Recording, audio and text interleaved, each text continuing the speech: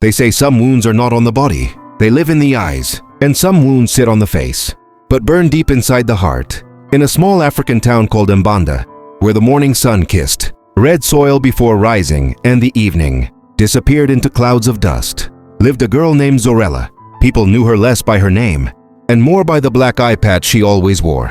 That patch troubled their hearts more than her face. No one really knew what lay beneath it, and those who did never spoke about it. They whispered that it was an accident from her childhood. What kind of accident? That question was forbidden in Mbanda. Zorella's father, Kalembo, was a quiet man with tired eyes and hands permanently stained with oil. He repaired broken cars under the scorching sun, fixing what others had abandoned. Every evening when Zorella sat beside him, he would say gently, "Beauty is not what the eyes admire, my child. Beauty is what the heart survives." But at school, hearts were never examined. Only faces were. The moment Zorella stepped through the school gate, head lowered, bag clutched tightly, whispers followed her like shadows. Laughter was swallowed but never silenced. Fingers pointed, eyes judged. There goes the girl with the eye. She looks cursed. Don't stare too long. And then there was Cairo, the golden boy of the school. Rich, loud, admired. His clothes were always clean, his shoes always new, his confidence always overflowing. Cairo hated Zorella's silence. "Hey, Zorella!" he would shout across the hallway. "Did you forget your eye at home again, or are you hiding it from us today?" Laughter exploded around him. Zorella never replied. She told herself she didn't care. She told herself she was strong. But every word pressed like a stone against her chest, heavier each day. Her uncovered eye burned under their stares. Her heart carried a weight no child should bear. Still, she walked on. She didn't know it yet, but this was not just a story of cruelty. It was the beginning of a story about power. Not the power that comes from wealth or loud voices, but the kind born from patience, pain, and quiet endurance. A power that does not shout, a power that waits. And when it rises, it changes everything. If pain had a sound, it would have been the laughter that followed Zorella everywhere. By the second bell, the school corridors were alive with noise, footsteps, chatter, lockers slamming shut, but Zorella walked through it all like a ghost. She kept her eyes low, counting steps, measuring breaths, pretending she was invisible. But invisibility was a luxury she never had. During lunch, the air was thick with the smell of spiced rice and boiled beans. Hunger twisted in her stomach. All week she had saved the little money her father gave her, skipping snacks so she could buy a proper meal, fried rice and a small piece of chicken. It wasn't much, but to her, it felt like a reward for surviving. She held the tray carefully, afraid even a small mistake would draw attention. She didn't notice Cairo and his friends watching her. She didn't see the way one of them nudged the chair slightly. She didn't see the thin layer of water glistening under the light. Zorella sat down. The cold hit her first, then came the silence. For a heartbeat, the cafeteria froze, eyes wide, mouths open. Then Cairo's voice shattered everything. "Oh no!" he shouted, his voice booming. "Looks like Zorella couldn't hold it." Laughter erupted, loud, sharp, merciless. She peed herself. Disgusting. Maybe she scared herself when she saw her own face. Zorella's fingers dug into the edge of the table. Her ears burned. Her chest tightened until breathing hurt. She wanted to disappear. She wanted the ground to open and swallow her whole. But it didn't. Slowly, she stood up. The laughter softened, curious now, watching her like predators watching wounded prey. Zorella lifted her head and looked straight at Cairo. Her voice surprised even herself. Steady, calm. "I may be wet," she said quietly, "but at least I'm not drowning in arrogance." The room went silent. Some students exchanged glances. A few looked away. Cairo's smile slipped, anger flashing across his face. Zorella picked up her tray, her hands trembling only slightly, and walked out of the cafeteria with her back straight. She didn't cry. Not then. But something dark settled in Cairo's heart. He didn't like being challenged. He didn't like losing control. And he decided, right then, that Zorella needed to be broken completely. She felt it in the air that afternoon, in the way eyes followed her, in the way laughter waited, just beneath the surface. Zorella didn't know what was coming next, but the storm had already begun. The rain started before dawn. By the time Zorella reached the school gate, the sky was heavy and gray, hanging low as if it might collapse. The red earth had turned dark and slick, puddles forming in every corner of the yard. Shoes splashed, uniforms stained. No one cared. Zorella cared. She held her books tightly against her chest, stepping carefully, choosing each path with quiet precision. Her body was in school, but her mind was still trapped in the laughter from the cafeteria. Every echo replayed itself, louder than before. Cairo hadn't said a word to her that morning. That scared her more than his insults. She turned a corner near the back building, where the noise of students faded and only the sound of rain remained. That's when she saw them. Cairo stood there, arms crossed, his friends spread behind him like shadows. "Running away, Zorella?" he said with a crooked smile. She didn't answer. She turned to leave. They blocked her path. Her heart dropped as she glanced behind her and saw it. A thick, dark puddle of mud, deep and waiting. The smell of wet earth filled her nose. Cold, heavy, unforgiving. Cairo's grin widened. One push. Zorella fell face first into the mud. The impact knocked the breath from her chest. Wet soil filled her mouth, her nose, her hair. Mud soaked into her clothes, smeared across her eye patch, crawled down her neck like something alive. Laughter exploded.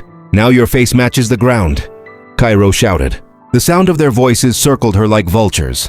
Zorella sat up slowly. Mud dripped from her chin. Her hands shook. Her chest burned. Tears rose, hot and sharp, but she swallowed them down. No, she would not give them that. She wiped her face with her sleeve, stood up, and walked away. She didn't run. She didn't scream. She didn't look back. But inside her, something cracked. Something small. Something precious. That evening, as the sun dipped low and painted the sky in tired colors, Zorella sat behind the school building. Mud still clung to her shoes. Her body ached, but the pain inside her hurt more. She wrapped her arms around her knees and let the tears fall. Soft footsteps approached. "Why are you crying, my child?" Zorella looked up. It was Mama Naya, the school cleaner. Her hair was silver, wrapped in a faded scarf. Her hands were rough from years of scrubbing floors, but her eyes were warm. Zorella hesitated, then whispered, "They won't stop. He won't stop. He says my scar makes me ugly." Mama Nya sighed and reached into her bag, pulling out a small clay jar. She placed it gently into Zorella's hands. "Use this on your scar every night," she said softly. Zorella frowned. "Will it make it disappear?" Mama Nya smiled, but there was something strange in her eyes. "And when they insult you again," she added quietly, "just say thank you." Zorella stared at her. What kind of advice was that? But Mama Nya had already turned away, leaving Zorella alone with the jar and 1,000 unanswered questions. That night, sleep refused to come. Zorella lay on her narrow wooden bed, staring at the cracked ceiling. The small clay jar rested in her hands, cool and heavy, as if it carried more than just ointment inside.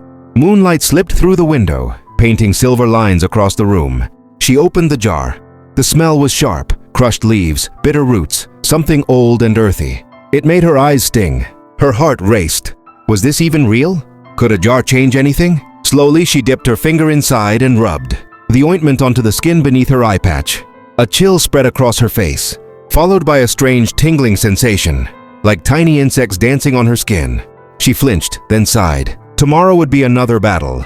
The next morning, the school felt the same, but different. Whispers floated through the hallways as Zorella walked in. She sensed Cairo before she saw him. He stood near the classroom door, arms crossed, that familiar cruel smile waiting. "Well, well," he sneered. "Did the mud finally clean your face, witch?" Laughter hovered in the air, ready to explode. Zorella stopped. She lifted her head. She smiled. Cairo frowned, confused. She looked straight into his eyes and said calmly, "Thank you." The hallway fell silent. "What?" Cairo blinked. "I said thank you," she repeated, her voice steady, unshaken. She walked past him without another word. No laughter followed. No whispers chased her. Cairo stood frozen. Something about her calmness unsettled him. His chest tightened. His fingers twitched. He shook his head, angry at himself. That afternoon, something strange happened. Cairo didn't feel well. By evening, his body burned with fever. His throat closed.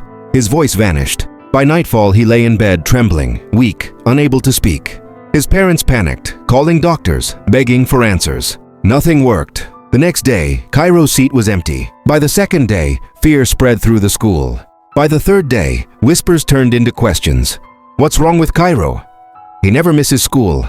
Is he cursed?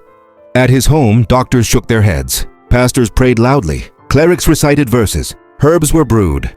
Charms were tied. Nothing changed. Cairo only grew weaker. His once loud voice, gone. His proud body, broken. Back at school, students looked at Zorella differently. No one laughed anymore. No one pointed. They watched her in silence. And Zorella? She said nothing. But deep inside, she felt it. The balance had shifted, and somewhere, far beyond what anyone could see, consequences had begun to answer cruelty. Cairo's illness worsened with each passing day.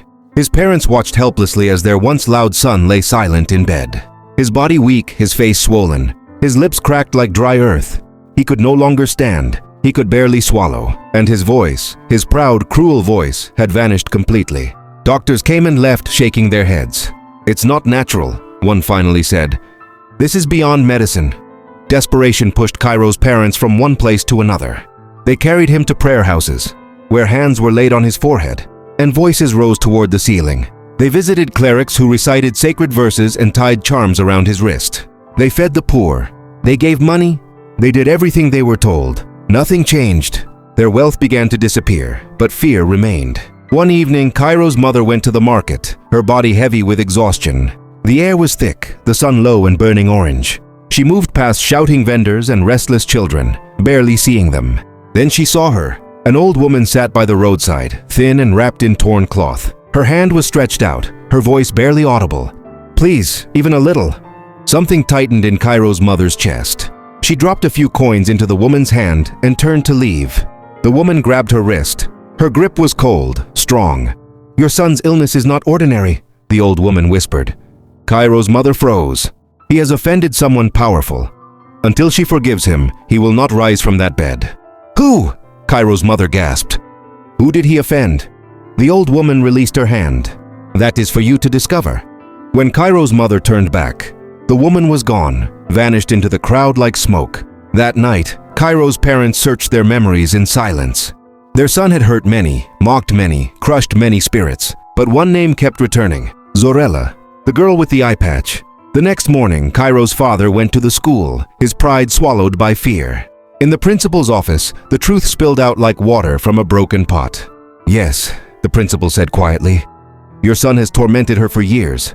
The road to Zorella's home felt longer than ever. They found her father Kalembo in his workshop, grease on his hands, fixing a broken engine. When Cairo's mother dropped to her knees and begged, the world seemed to pause. Kalembo turned to his daughter. "My child," he said softly, "will you forgive him?" Zorella stood frozen. The laughter, the mud, the humiliation, her heart trembled. Then she spoke, her voice calm but firm. "I will forgive him," she said, "on one condition. Cairo must leave the school, and he must never bully anyone again." They agreed without hesitation. Zorella closed her eyes and whispered the words, "I forgive you." And somewhere far away, a breath returned to a broken boy. That night, the house where Cairo lay silent was filled with waiting. His parents sat beside his bed, afraid to sleep, afraid to hope. The air felt heavy, as if the walls themselves were holding their breath. Then just before dawn, Cairo stirred. His fingers twitched. His mother leaned forward, her heart pounding. "Cairo?" His lips trembled. Slowly, painfully, sound returned. "Ma?" She broke down in tears. By morning, strength crept back into his body. By the second day, he could sit. By the third, he could stand. By the fourth, it was as if the sickness had never touched him. Cairo had been healed, but he was no longer the same. His parents wasted no time. They withdrew him from the school immediately. "You will never return there," his father said firmly. "And you will never raise your voice against another soul again." Cairo didn't argue. He understood pain now. At school, something shifted. Students whispered, but not about scars or eye patches. They whispered about Zorella, about the girl who never screamed, never fought back, yet somehow changed everything. No one laughed when she passed. No one pointed. Eyes lowered instead. Respect had replaced cruelty. Zorella still wore her eye patch, but it no longer felt like a shield. It felt like a crown. She walked taller, not because her world had become kinder, but because she had survived when it wasn't. One afternoon, as the sun dipped low and painted the ground gold, Mama Nya approached her. "You see," the old woman said gently, "power does not shout. It waits." Zorella smiled. She had learned that forgiveness was not weakness. It was the final victory. Years later, people in Mbanda would still tell her story. Not as a tale of a girl with a scar, but as the story of a girl with strength. A girl whose silence spoke louder than cruelty. A girl who taught a whole town that every action leaves a shadow. And that kindness, when chosen over revenge, has a way of healing more than just one broken heart. Zorella never became famous. She never sought attention. But she became something greater. She became unforgettable. Because the strongest people are not those who wound others. They are those who choose mercy when the world expects revenge.